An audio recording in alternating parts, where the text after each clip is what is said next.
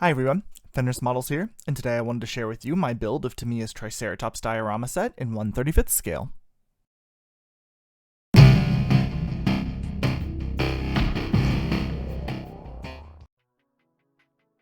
Now, like most of the dinosaur kits I've built in the past, this one's pretty simple. 2 parts for each leg, 2 halves to the body, and a handful for the head. Each piece was removed from the sprue and cleaned of any mold lines, being careful not to scrape away any of the fine details like scales and osteoderms.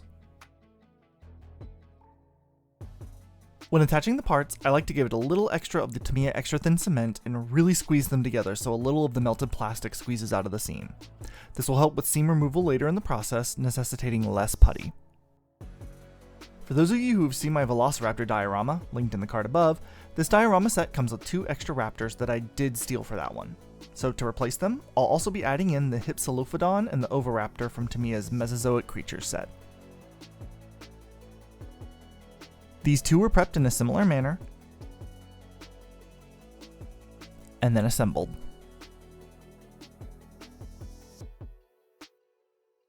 As the cement would set up at each stage, I could take the back of a hobby blade and scrape away any excess plastic that had been squeezed out of the seam. Once the last piece was attached, we can move on to puttying. In a palette, I'll thin some Tamiya basic type putty with Tamiya extra thin cement. There's not really a ratio I use or anything, I'm mainly just looking for a consistency that's workable and easy to apply. The slurry may need to be thicker or thinner for your own personal preferences if you ever decide to use this.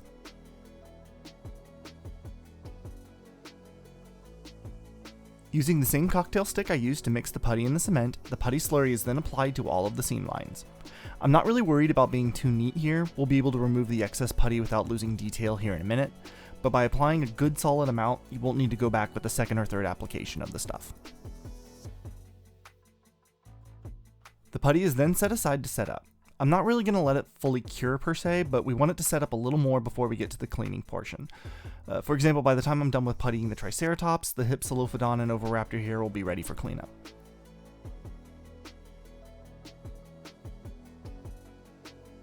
For this, the applicator brush in the extra thin pot is perfect. Rather than bothering with waiting for it to cure, then sand, then risk losing all that wonderful skin texture, and then having to rescribe it, I just use the thinning properties of the cement much in the same way you'd use a thinner to clean up paint when doing a pin wash to an aircraft. Simply load the brush up with some extra thin cement and feather out the putty away from the seam line, making sure to prevent any buildup anywhere along the way. Just keep working and feathering the putty until you get a nice smooth transition that doesn't remove any of the detailing on the kit. Once happy with how it looked, I set aside the model to let the putty cure. While it did so, I proceeded to working on some of the included cycads for this kit. If you're unfamiliar with a cycad, these are a type of plant that's sort of in between a fern and a palm, although they aren't really related to either, and they're old, some of the oldest known plant life. Included in the kit was this textured paper with cycad leaves printed on it. They were cut out with a pair of scissors, and then a cocktail stick was used to puncture a hole through the center of each leaf.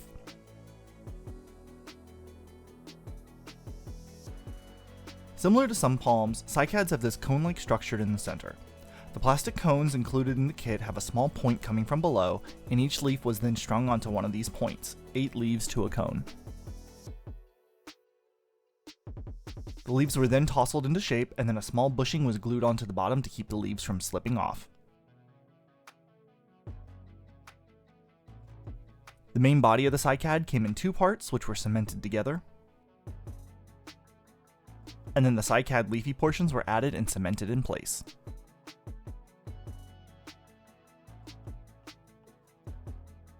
The kit also included a tree that you could either display as standing or broken and having fallen. It too comes in 2 halves that are simply glued together. Then various branches are added to the trunk.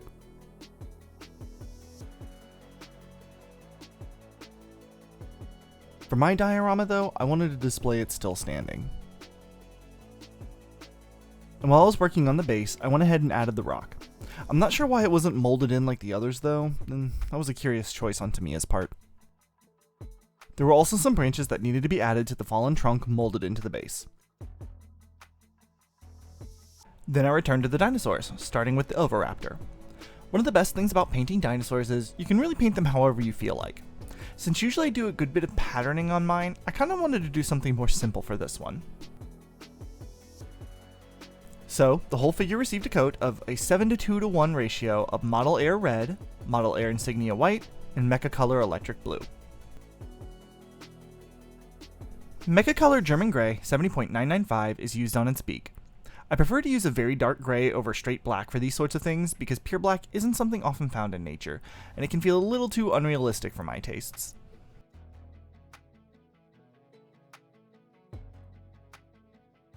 And then the area around the eye was given some Model Air USAF Medium Gray 71.275. For the Hypsilophodon, I wanted to do something similar to the tiger-like velociraptors where we'll lean on some sort of big cat. But rather than doing striping, this time we'll be doing some spotting instead. The model was coated in Model Air Intermediate Blue 71.299. While it is technically a blue color, it definitely skews gray, and I wanted to build on that for the patterning. German Gray was then used to make a bunch of spots all over the dinosaur. I did try to slightly replicate the pattern on both sides, but I wasn't worried about it being perfect. Spotted animals in the wild don't always have symmetric patternings, so these don't need to either.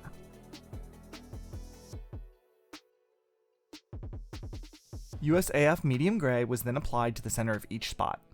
If you look at the spotting on most big cats, they actually have a little eye inside of each spot, often either brighter or darker than the coat's main color.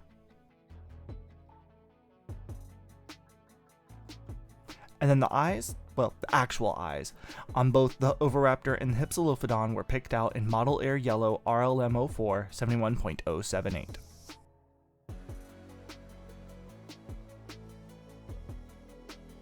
Similar to the Velociraptors, I glued the two to these bases in order to give me something to hold on to.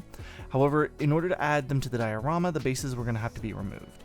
I tried to use some extra thin to loosen the bond, but that didn't really work, so I ended up just cutting it all away with a pair of snips. Then it was on to the Triceratops.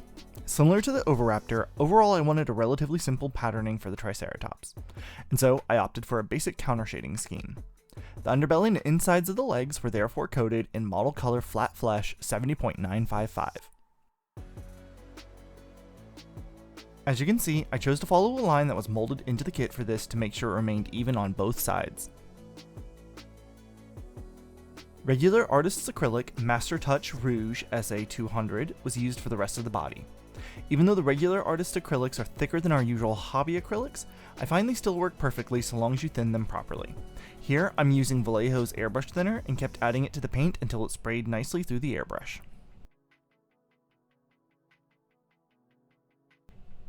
Where the two colors met, as well as places where shadows would gather on the flat flesh color, I lightly applied some of the rouge with the airbrush, making sure to blend it nicely with the color below. This added a nice shadowing effect that I really liked.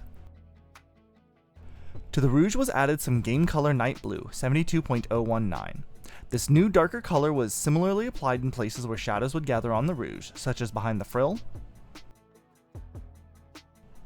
and the lower areas on the front of the frill, and the sclerotic ring around the eyes. While I let that dry, it was back to the cycad. All of the woody parts of the plant received a coat of Model Color Hull Red 70.985. I actually find that I really like this reddish brown color for certain plants, including cycads. Model Air IJN Ash Gray 71.311 was then dry brushed over the whole thing to pick out all of that detailing and texture. Once that dried, I just needed to bend the leaves to shape and it was ready for the diorama.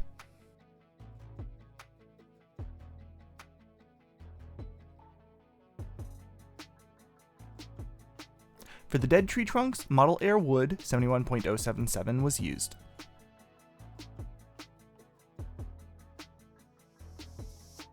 And everything else received some Folk Art 944 Nutmeg for the ground color.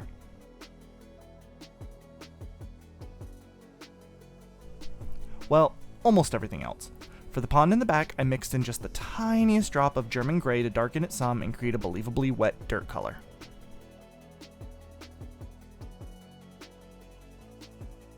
Now, the kit also did come with this fish, but as you'll see in a minute, I wound up not using it. Still, I did paint it in Mecha Color Olive Green in anticipation for its use.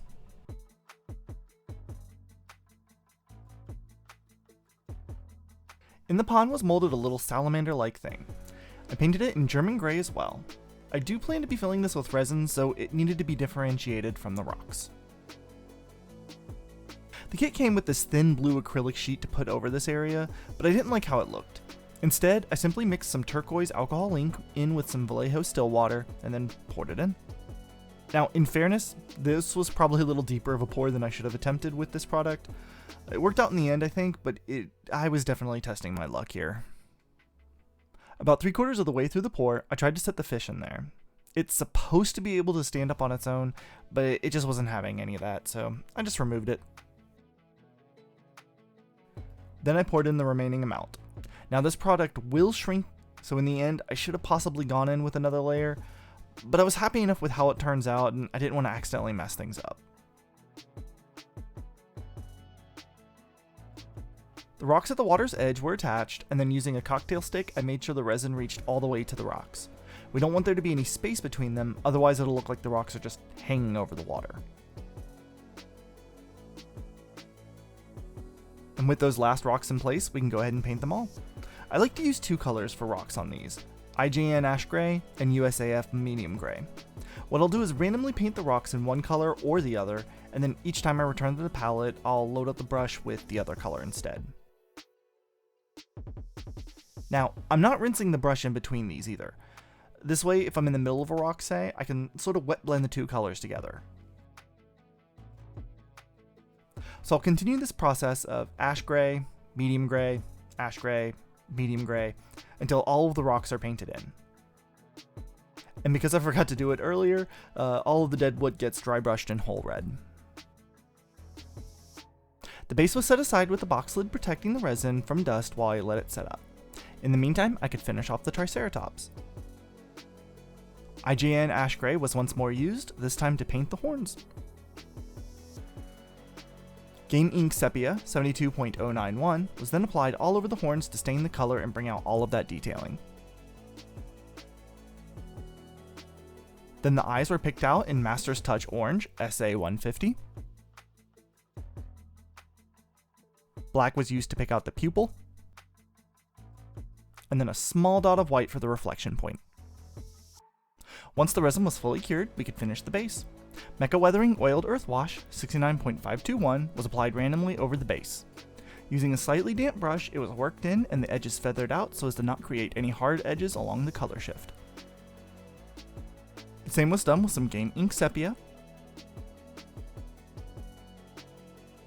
and then some Agrax Earthshade. During this process, it's very important that you're careful around the resin and that you do not let any get onto it. Otherwise it'll stain and you won't really be able to fix it. Before the washes are able to dry, a paper towel is used to blot up the excess. This not only prevents pooling and odd discolorations, but it also softens the transitions between the 3 colors and provides a more realistic finish. The base is then set into the bottom of a box and slightly thinned PVA glue is placed in random places in preparation for the static grass. Using a static grass applicator, all of the gluey areas were liberally dusted with static grass.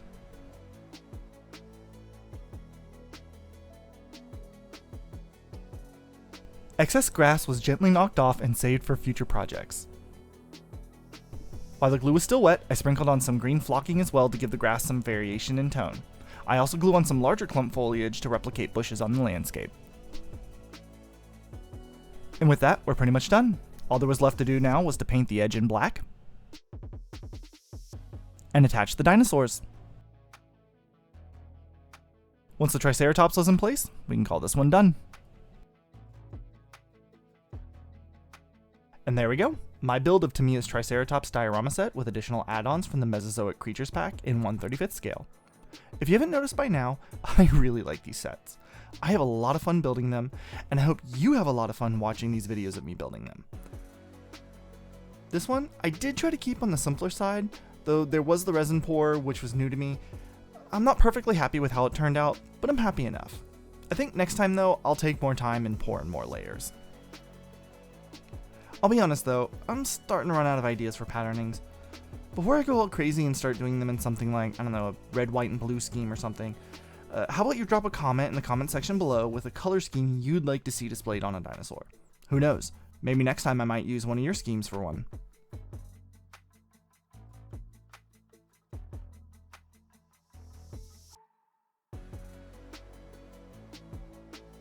Thank you, Callie Bear, and all of my starter set patrons. Your support is invaluable and keeps this channel going. And thank you for watching. If you enjoyed this video, please leave a like and comment. They really do help the channel grow. And if you want to see more models and dioramas like this, subscribe and ring the bell so you get updated when my next video goes live. Want to watch more of my content now? How about this video on the Velociraptor diorama I mentioned a few times, or this one here of my first Triceratops diorama? Either way, remember, stay safe and keep modeling.